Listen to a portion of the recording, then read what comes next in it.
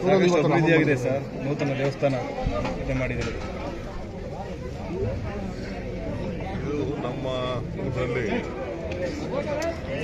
ಇವತ್ತು ರಾಮ ಮಂದಿರ ಉದ್ಘಾಟನೆ ಮಾಡ್ತೀವಿ.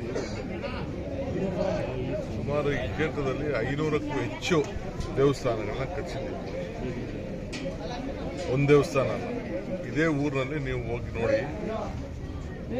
ಸುಮಾರು ಭಾಳ ವಿಜೃಂಭಣೆಯಿಂದ 7-8 ದೇವಸ್ಥಾನ ಇಲ್ಲಿ ನಡೆದಿದೆ, ಇನ್ನೂ ನಡೀತಾ ಇದೆ. ಈಗ ನೀವು ಹೋಗಿ ಪಟ್ಲದಮ್ಮನ ದೇವಸ್ಥಾನ ನೋಡಿ, ಅದನ್ನು ಸುಮಾರು 2 ಕೋಟಿ ರೂಪಾಯಿ ಮೇಲೆ ಅದಕ್ಕೂ ಖರ್ಚಾಗ್ತಾ ಇದೆ. ಸೊ ಇದನ್ನು ಭಾಳ ಸುಂದರವಾಗಿ ಈ ರೋಡಲ್ಲೇ ಇತ್ತು. ನಮ್ಮ ಹುಡುಗರುಗಳೆಲ್ಲ ಭಜನೆ ಮಾಡ್ತಾಯಿದ್ರು. ಇದು ಚಿಕ್ಕದಾಗಿತ್ತು. ನಮ್ಮ ತಂದೆಯ ಶಂಕರೇಶ್ವರ ದೇವಸ್ಥಾನನ ಅವ್ರ ಕಾಲದಲ್ಲಿ ಅವ್ರು ಕಟ್ಟಿಸಿದ್ರು.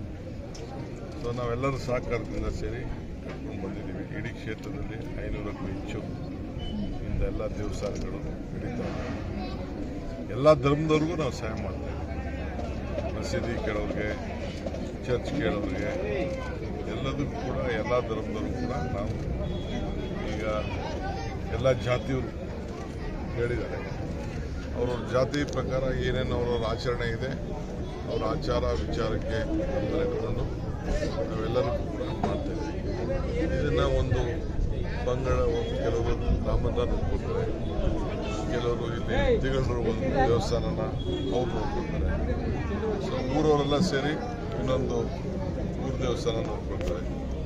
ಹೀಗೆ ಒಂದೊಂದು ಪದ್ಧತಿ ಮೊದಲಿಂದ ಏನು ಹಿರಿಯರು ಮಾಡ್ಕೊಂಡು ಬಂದಿದ್ದಾರೆ ಅದನ್ನು ಉಳಿಸ್ಕೊಂಡು ಬೆಳೆಸ್ಕೊಂಡು ಹೋಗುವಂಥ ಕೆಲಸ ಮಾಡ್ತಾ ಇದ್ದಾರೆ. ಜನರ ಹತ್ರ ಒಂದು ಮನವಿ ಮಾಡಿಕೊಡ್ರಿ ಸರ್, ಅಲ್ಲಿ ಶಕ್ತಿ ಕೊಡಿಸ್ಲಿ ರಾಮ ಮಂದಿರ. ಅವರೆಲ್ಲ ನನಗೋಸ್ಕರ ಬೆಳಗ್ಗೆ ಎದ್ದರೆ ನಿಮ್ಗೆ ಗೊತ್ತಿಲ್ಲ, ನಾನು ಜೈಲಿಗೆ ಹೋದಾಗ ಕಾಲು ಚಪ್ಪಲಿ ಇರಲಿಲ್ಲ, ಡೆಲ್ಲಿ ಗಂಟ ಬಂದಿರಲಿಲ್ಲ.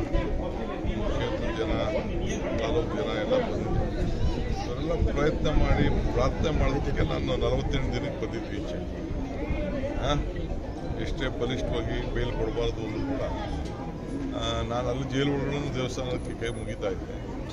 ಸೊ ಇವರೇ ನನ್ನ ಆಸ್ತಿ.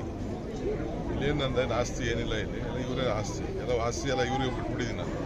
ಸ್ಕೂಲ್ಗೆ ಇಲ್ಲೆಲ್ಲ ಏನಪ್ಪ ಎಲ್ಲ ಸ್ಕೂಲ್ಗೆಲ್ಲ ಇಲ್ಲೆಲ್ಲ ಸ್ಕೂಲೆಲ್ಲ ನೋಡಿದ್ದೀನಿ.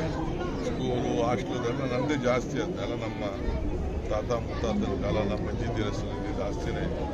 ಮಕ್ಕಳೇ ಓದ್ಕೊಳ್ಳಿ ಅಂತ ಅಂತೀನಿ. ನಾನು ಮಾರಕ್ಕೆ ಹೋದ್ರೆ ತೊಗೊಂಡ್ರೆ ಯಾರೂ ತೊಗೊಳೋದಿಲ್ಲ. ಅದಕ್ಕೆಲ್ಲ ಬದಲು ಕೊಟ್ಬಿಟ್ಟಿದ್ದೀನಿ ಅವ್ರಿಗೆಲ್ಲ.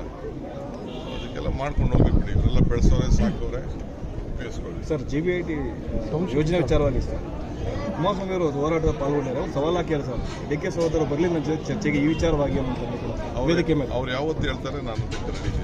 ಅವರು ನೀವೇ ಫಿಕ್ಸ್ ಮಾಡಿ. TV9 ಚೆನ್ನಾಗಿದೆ. TV9, ಸುವರ್ಣನು, ಫಸ್ಟ್ ನ್ಯೂಸು, ಪವರು, ಈ 5 ಜನ ಇದ್ವಿ. ಗ್ಯಾರಂಟಿ ನೀವು ಯಾವತ್ತು ಹೇಳ್ತೀರಾ ನಾನು ರೆಡಿ ಇದ್ದೀನಿ ಅಂತ ಹೇಳಿ. ಇನ್ನೇನಿಲ್ಲ, ಪರವಾಗಿಲ್ಲ. ಇನ್ನು ನಾವು ರಾಜಕಾರಣದಲ್ಲಿ ಇರಬೇಕಾದವರು ಅವ್ರ ಸವಾಲನ್ನ ಅವ್ರು ಚೀಫ್ ಮಿನಿಸ್ಟರ್ ಆಗಿದ್ದಾಗೆ ನಾನು ಸ್ವೀಕಾರ ಮಾಡಿದ್ದೀನಿ. ಈಗೂ ಮಾಡೋಣ. ಭಾಳ ನಮ್ರತೆಯಿಂದ ರಾಮ ಮಂದಿರದಲ್ಲಿ ನಾನು ಹೇಳ್ತಾ ಇದ್ದೀನಿ. ರಾಮ ಮಂದಿರದಲ್ಲಿ ಪ್ರಶ್ನೆ ಕೇಳ್ತಾ ಇದ್ದೀನಿ. ನಾನು ರಾಮ ಮಂದಿರದಲ್ಲೇ ಕೂತ್ಕೊಂಡು ನೋಡಿದಂತೆ ನಡೀತೀವಿ. ನೀವು ಯಾವತ್ತು ಹೇಳ್ತೀರಾ 3 ದಿನ ಮುಂಚಿತ ಹೇಳ್ಬೇಕಷ್ಟೇ ನನಗೆ.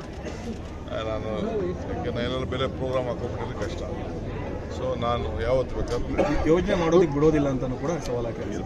ಪಾಪ ಅವ್ರು ಮಾಡುತ್ತಾ ಅವ್ರು ರಾಜಕಾರಣ ಮಾಡಬೇಕು. ನಾನು ಮಾಡಿದ್ದು ಅವರೇ ಮಾಡಿದ್ದು, ಅವರೇ ಹೇಳೋರೆ. ನಾನು 800 ಅಡಿ ಕೊಡ್ತೀನಿ ಅಂತ ಭರವಸೆ ಕೊಟ್ಟಿದ್ದೆ, ನಾನು ಎಲ್ಲ ಮಾಡಿದ್ದೀನಿ ಅಂತ ಅವರೇ ಎಲ್ಲ ಹೇಳಿದ್ದಾರೆ. ಅವ್ರು ಹೇಳಿದ್ದ ನಾವು ಮುಂದುವರಿಸ್ತಾ ಇದೀವಿ ಅಷ್ಟೇ.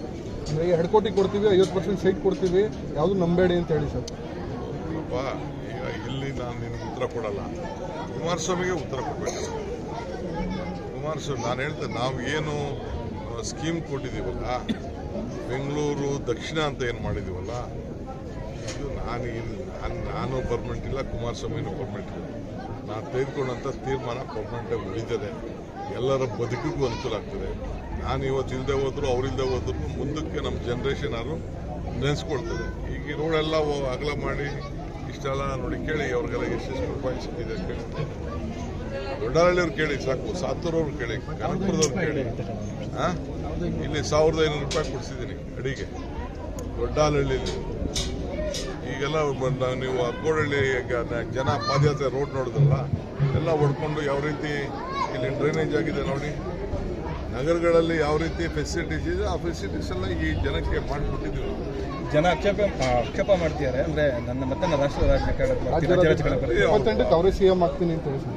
ರಾಜಕಾರಣಕ್ಕೆ ಬರೋದನ್ನ ಬೇಡ ಅಂತ ಹೇಳಕ್ಕಾಗಲ್ಲ. ಈಗೂ ರಾಜಕಾರಣದಲ್ಲಿ ಇದಾರಲ್ಲ ಅವರು, ರಾಜ್ಯ ಏನೋ ರಾಷ್ಟ್ರ ಏನೋ ನನಗೆ ಗೊತ್ತಿಲ್ಲ.